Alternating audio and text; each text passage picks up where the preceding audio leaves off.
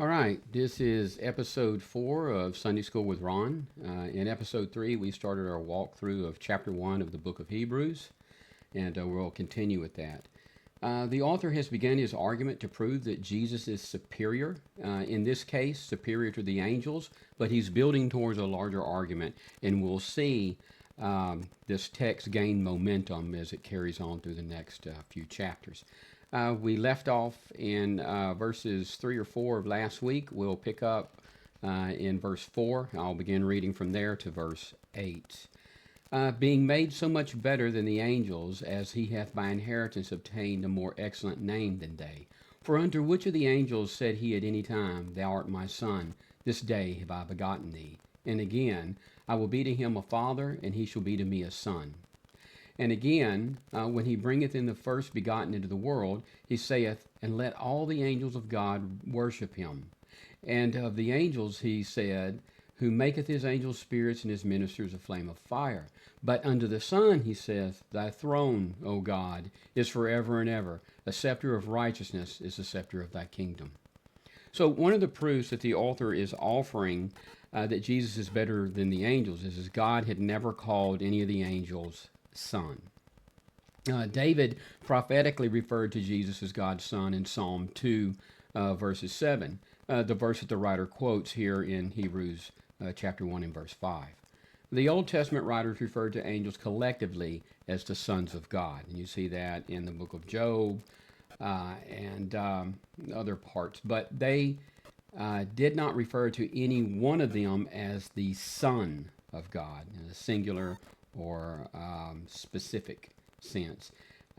Son of God is a title specific to Jesus, and that is in Mark 1 verses 11 and Luke 1 verse 32. Verse 6, where it quotes, And let all the angels of God worship him, is a little tricky because it's taken from Deuteronomy chapter 32 and verse 43 from the Septuagint. That is the Greek translation of the Old Testament. The King James version of the Bible, or the King James English, renders Deuteronomy 32:43 as, Rejoice, O ye nations, with his people, for he will avenge the blood of his servants, and will render vengeance to his adversaries, and will be merciful unto the land and to his people.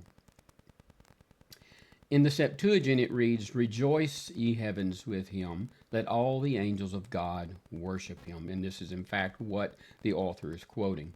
The fact that the author applies it here suggests that early Christians understood Deuteronomy 32 and verse 43 as a reference to the Messiah. Now, interestingly enough, the Masoretic text, or the traditional Hebrew Bible, uses the text, He will provide atonement for his land and his people, as the last part of that verse. And we can link that topically to the Messiah.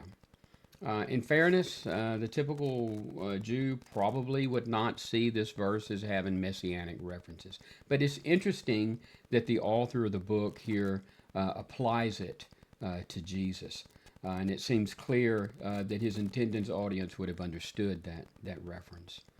In verses 7 and 8, he's quoting from Psalm 104 and verse 4 and Psalm 45 verses 6 through 7. This juxtaposes the angels as servants and the Son as sovereign. His throne will endure forever. And one day, me and you will get to see him in his glory. I said that we'd finish up in this episode, but I'm going to push it out to one more episode. I'll see you guys later.